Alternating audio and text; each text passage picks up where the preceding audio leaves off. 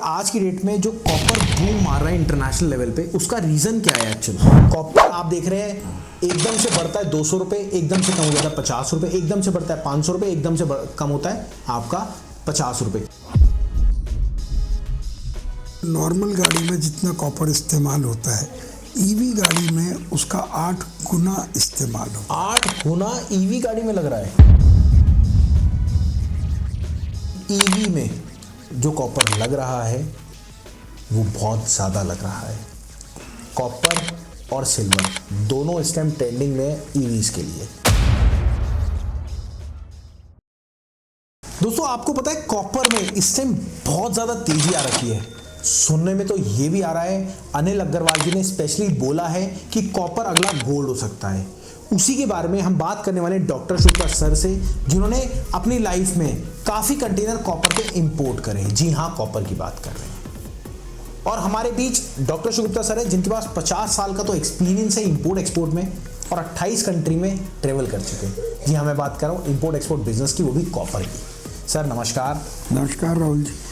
Sir आज की date में जो कॉपर बूम मार रहा है इंटरनेशनल लेवल पे, उसका रीज़न क्या है एक्चुअली? राहुल जी, ये आपने बहुत ही एक स्पेशल क्वेश्चन कर लिया है, जिसका आंसर मेरा थोड़ा हाँ बिल्कुल, मैं आपको बता दूं सर का गला भी आज सही नहीं है, पर फिर भी सर ने कहा नहीं यार ये वीडियो होनी चाहिए, क्योंकि इस टाइम बहुत ज़्यादा ट्रेंडिंग में है। कॉपर आप देख रहे हैं एकदम से बढ़ता है 200 रुपये, एकदम से कम हो जाता है 50 रुपये, एकदम से बढ़ता है 500 रुपये, एकदम से कम होता है आपका 50 रुपये। तो ये बहुत सारा ट्रेंडिंग में है, तो देखते हैं क्या इसका निचोड़ मिलता है। जी सर। तो मैं यही कहूँगा कि कई लोग जो फाइनेंस के महारथी हैं, जी जी जी जी, स्टॉक मार्केट के, जी, जी, और जी, सब लोग ये अंदाज़ा लगा रहे हैं जी, क्योंकि कॉपर फिजिकली भी बिकता और ख़रीदा जाता है, लेकिन उसका जो स्टॉक मार्केट प्राइस है उसका भी इस पर असर पड़ता है।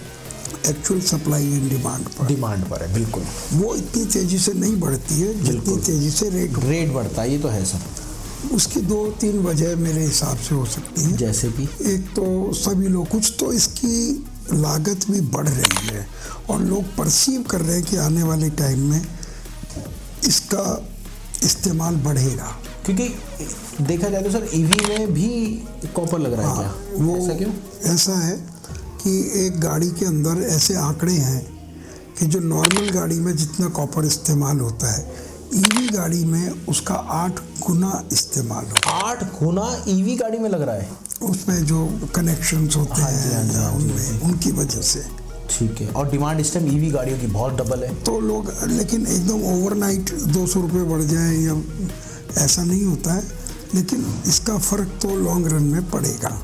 तो लोग जो चांस लेते हैं वो एक्स्ट्राऑर्डिनरी भाव बढ़ा देते हैं, तो डिलीवरी का भाव भी बढ़ता है, उसके हिसाब से घटता है।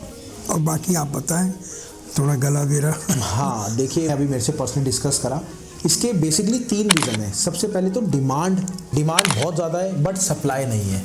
और सर अभी जो आप चिली और पोलैंड की बात बता रहे थे, वहाँ पे सबसे ज़्यादा कॉपर निकलता है, बट पॉलिटिकल रीज़न के चलते कोई इशू हो रहा है, तो ये भी दूसरा डिमांड इशू हो सकता है।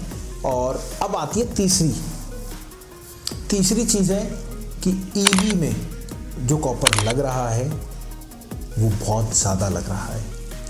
कॉपर और सिल्वर दोनों इस टाइम ट्रेंडिंग में ईवीज के लिए। तो ये समस्या का समाधान करने के लिए अगर आप चाहते हैं इंपोर्ट एक्सपोर्ट को चालू करना, क्योंकि क्या होता है फॉरेन में तो रेट फिर भी कम है, इंडिया में हमारे बूम मार रहा है। तो कॉपर की अगर बात करें तो सर कॉपर का बिजनेस अगर इंपोर्ट करना हो, क्या वो सही है? बहुत सही है। इंडिया में इसकी बहुत डिमांड है, वो डिमांड कम तो नहीं होने वाली है कभी। बिल्कुल। तो जो कर सकते हैं, जिनके पास कॉपर का मार्केट है, जी जी जी, कॉपर के लोग हैं खरीदार, उनको करना चाहिए जी। ठीक है, कॉपर तो एक सोर्स हो गया, बट कॉपर के अगर बजट देखा जाए तो अप्रॉक्स इसमें मार्जिन कितना? राहुल जी, कॉपर हो या कोई भी मेटल हो जी, इंपोर्ट में हम ये मान के चलते हैं कि हमें 5% से 20% का मार्जिन आना ही चाहिए। अच्छा, आना ही चाहिए बेसिकली। आना चाहिए, क्योंकि आखिर वहाँ से दूर से हम ला रहे हैं, इन्वेस्ट कर रहे हैं, वहाँ का ऑफिस, यहाँ का ऑफिस। तो और ये भी डिपेंड करता है कि आप किस सोर्स से खरीद रहे हैं। बिल्कुल। तो इस बारे में तो आपका महारत हासिल है। देखिए, अगर आपको पर्सनली सर से डिस्कस करना है सारी चीज़ तो आप दिए गए नंबर पे कॉल कर लेना। अब सर अगला मेरा सवाल है, आप कोई बात नहीं चाहिए, अगला सवाल हमारा ये है कि आप इंग्लैंड गए थे, जो कॉपर की आपकी वो है फोटोज़, मेरी रिक्वेस्ट है होम से लगा दीजिएगा। जो कॉपर की आपकी फ़ोटोज़ हैं वो जब आप इंग्लैंड गए थे तो वहाँ पे क्या था? क्योंकि आज के टाइम में तो इंग्लैंड कोई जा ही नहीं सकता। वो इंग्लैंड की थी या कहीं की थी? इंग्लैंड की थी। इंग्लैंड की थी। हाँ जी। तो देखिए, जहाँ भी जो भी कंट्रीज हैं, और इंग्लैंड एक डेवलप कंट्री, बिल्कुल, तो कॉपर तो निकलता ही निकलता है। जहाँ भी घरों की वायरिंग में से निकलता है, सबसे ज़्यादा कॉपर ऑटोमोबाइल में से निकलता है। जो पुरानी गाड़ियाँ, और जो आपने मेरी फ़ोटो देखी है, हाँ जी, हाँ जी, वो एक कार जहाँ शेड होती है वहाँ का था। ठीक है। तो कॉपर तो हमेशा से निकलता है, और कॉपर एक अच्छा मेटल है, महंगा मेटल है, उसको रिसाइकिल करना ज़रूरी है। तो वो जो फोटो आप जिसका जिक्र कर रहे हैं दिखा दीजिएगा। मैं दिखा दूंगा सर, बिल्कुल। तो वो एक कार शेडिंग कहलाता है, कार के टुकड़े टुकड़े टुकड़े कर दी जाती है। तो उसके अंदर कॉपर भी होता है। फिर कॉपर उसको डिस्टिल किया जाता है, ठीक है, डेंसिटी की मशीनों से। ओके। तो उसमें कॉपर अलग हो जाता है, ब्रास अलग हो जाता है, एल्युमिनियम अलग हो जाता है। तो मार्जिन भी है। हाँ, मार्जिन अच्छा है अगर आप डायरेक्ट सोर्स से ले रहे हैं तो। सर अभी जो कॉपर का काम कर रहे हैं उनको क्या सजेशन देना चाहेंगे आप? देखिए, बहुत होशियारी से करें, समझदारी से करें, रेटों का पता होना चाहिए, LME वगैरह के बारे में भी पता होना चाहिए। इंडिया में कौन कौन खरीदार हैं वो कहाँ से पता करेंगे? बिल्कुल, मेरे ख्याल से स्टार्टअप इंडिया से। मैं आपको बताता हूँ, स्टार्टअप इंडिया इंपोर्ट अकेडमी आपको एक शिपमेंट कराने में पूरी हेल्प करती है। अगर आप इंपोर्ट या फिर एक्सपोर्ट करना चाहते हो, प्रोडक्ट कोई भी हो, आप अगर इंपोर्ट या एक्सपोर्ट आपने सोच लिया ना, सिर्फ डॉक्टर शुगुप्ता सर हैं जो आपको डायरेक्ट कराते हैं। नहीं, पूरी टीम है। सर फिर भी देखो, हमारे मेंटर तो आप ही हैं। तो ये पूरा अगर आप करना चाहते हैं तो सिर्फ एकमात्र आपके पास साधन है काम को स्टार्ट करने का। क्योंकि हम कोर्सेज में बिलीव नहीं करते, कोर्सेज से कुछ भी नहीं होता।